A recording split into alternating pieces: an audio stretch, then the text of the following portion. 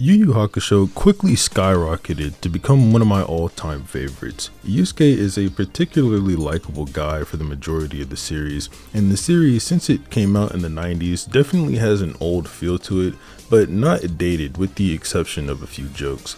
If you don't know what Yu Yu Hakusho is, it's the manga that Togashi wrote prior to Hunter x Hunter, and if you want an example of a manga greatly influenced by Yu Yu Hakusho, just go read JJK again. I plan on doing another video about the series, or possibly multiple, but I thought it'd be important to get a video out with my general thoughts on the series so people know where my head's at while I'm breaking down specific parts of the franchise that don't really reflect my opinion on it.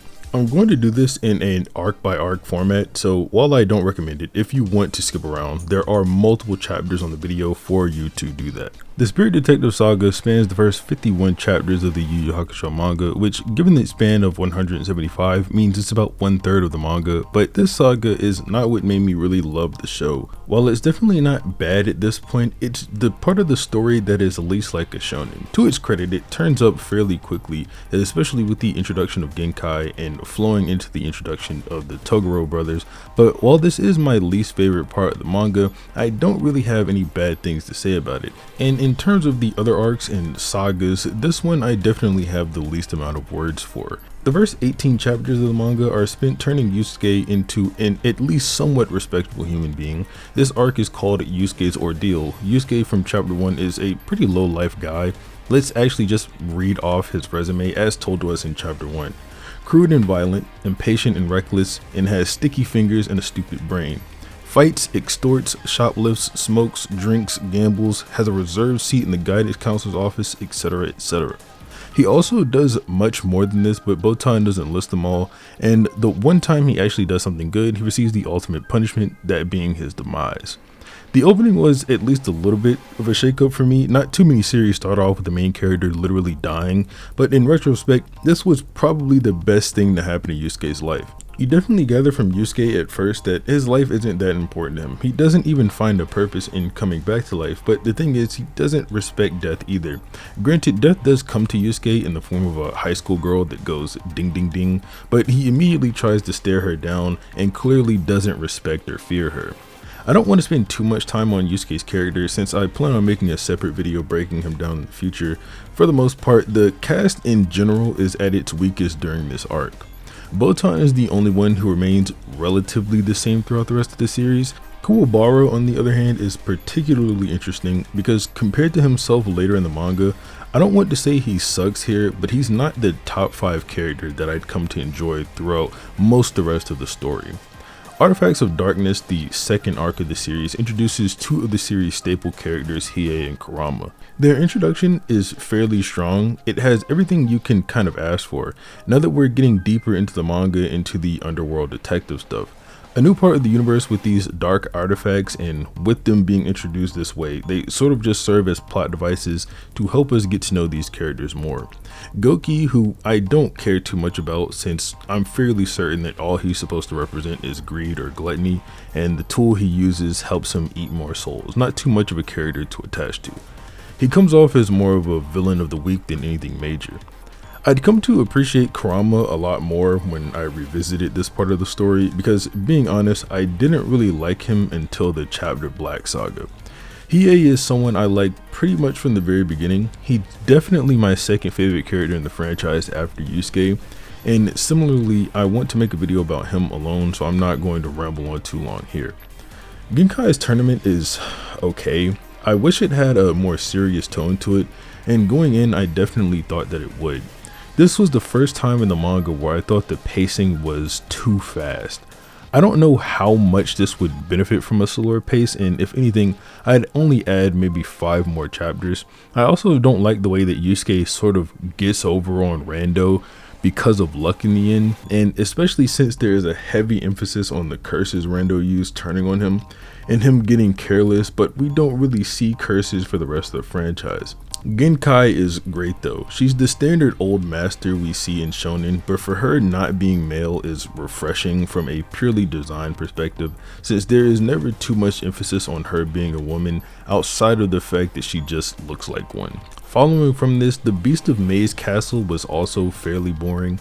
I didn't like Yusuke's lack of a significant power up after training with Genkai, and the antagonists in this arc were super lame. The only fight I can say I really enjoyed was Kuwabara versus Byakko. Hiei showed out as always, but to call what he did a fight would be an insult. He just violated this random. Suzaku is also pretty lame, and I know you're not really supposed to like the villain of the arc. Villains are, after all, bad people, but this guy is just annoying and his design sucks. Rescue Yukina is definitely a strong end to the saga though. It's only 6 chapters, but it introduces the series' best antagonist, or arguably so, next to Sensui with Toguro, and the fighting in this is awesome. I'm also a big Hikari fan, so even though I don't do it myself, I love seeing other people gamble, and even though it was a setup in the end, watching Sakio constantly bet on Yusuke and Kuwabara was fun to see. This arc has a particularly strong end, with Togo revealing to Yusuke that he's still alive and challenging him to the Dark Tournament. Considering Yusuke's attitude up to this point and overall cockiness, his fear at Togoro's mere presence is all too real, and I swear I could feel it through the pages. Challenging him is also generous wording here. Toguro basically threatens Yusuke into joining the tournament by saying he'll end his life if he doesn't enter. But that brings us to this masterpiece of an arc, what I consider to be tied with the 23rd World Martial Arts Tournament in original Dragon Ball for the best tournament in shonen, the Dark Tournament. Where do I even begin with how amazing this arc is? I guess we can start with the obvious since it's tournaments. The fights in this arc are amazing to say the least. Yusuke vs Toguro is very easily up there in terms of the big fights to come out of shonen, and as usual, whenever Hiei is on screen, he's a showstopper. I also think the pacing of this arc is some of the best pacing for a tournament arc I've seen in shonen.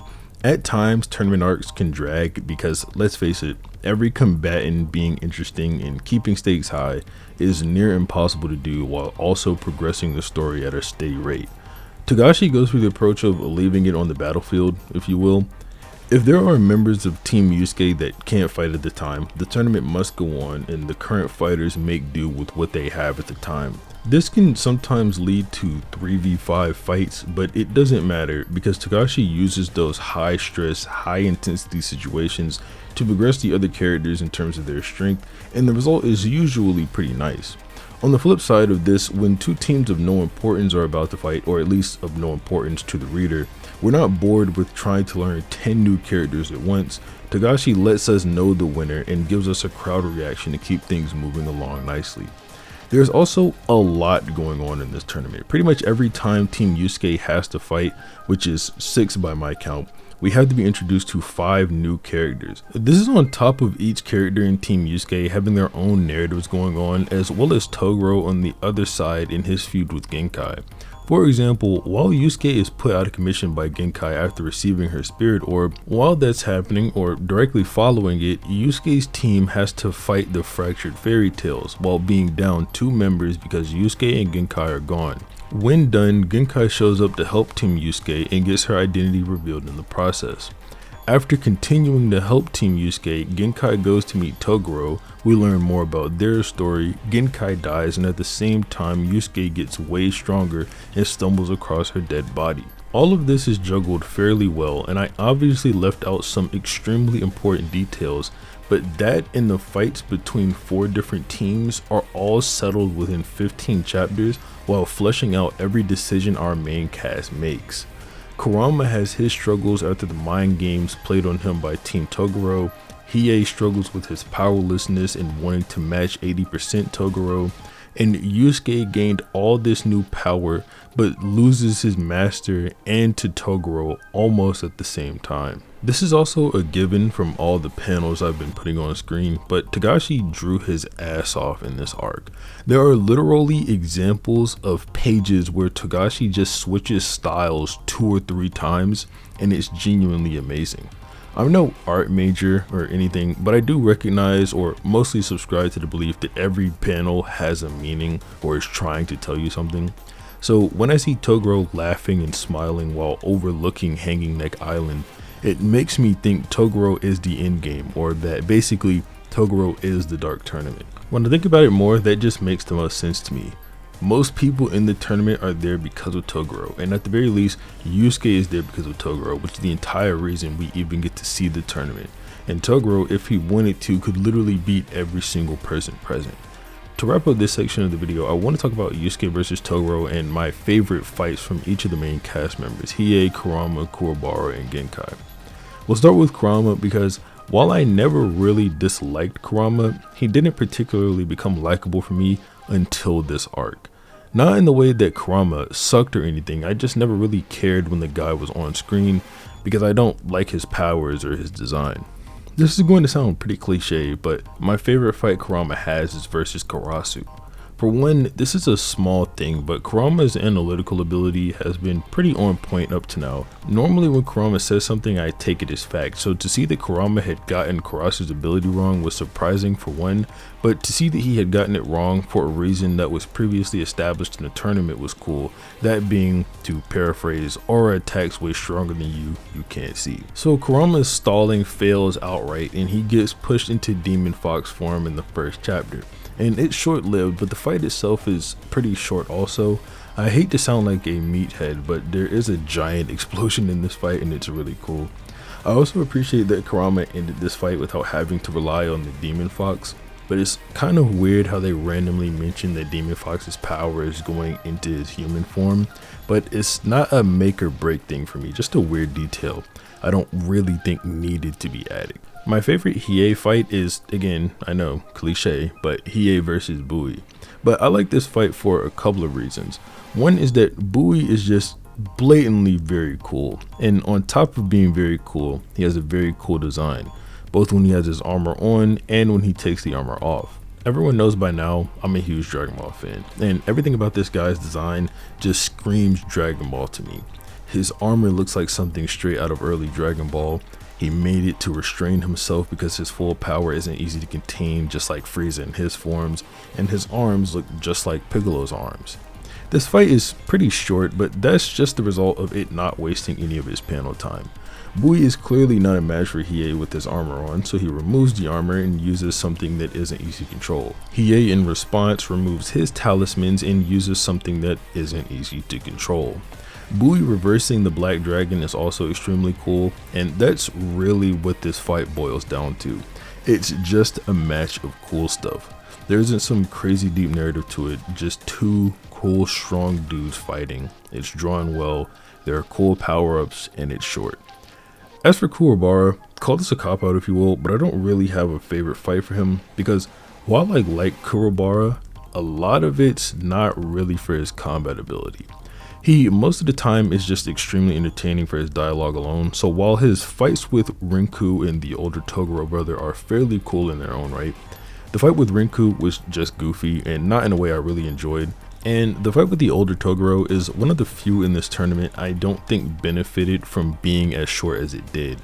I'd have enjoyed another chapter or so, but honestly even thinking about how to extend this fight is way more of a task than it should be, and it makes me think the fight just can't be extended, so I'm left with a fight that I can't find out how to make longer, but I still think is too short, and it just makes me think this fight didn't have all that much potential to begin with.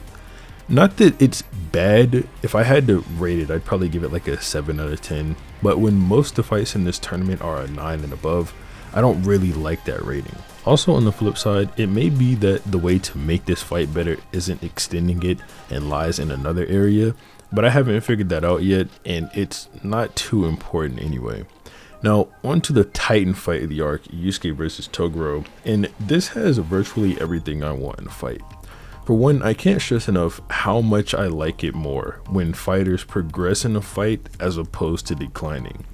This is true on two levels for Yusuke, growing as a person and a fighter, but Togoro's progression is mostly just him going harder. Examples of something like this is Naruto vs Sasuke in part 1. The fight is them getting continually stronger until their ultimate clash, And a similar thing happens here when Yusuke goes into this fight, not even fully completing his training. He tries to beat Toguro while still weighed down with the aura locks that Genkai had placed on him earlier.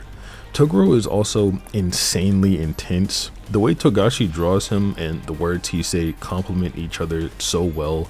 The style switching I talked about earlier that Togashi does randomly, he does it the most on Toguro, and it always fits. It's almost like Toguro is in a completely different realm than everyone else in the manga. It does wonders for making him feel overall just different.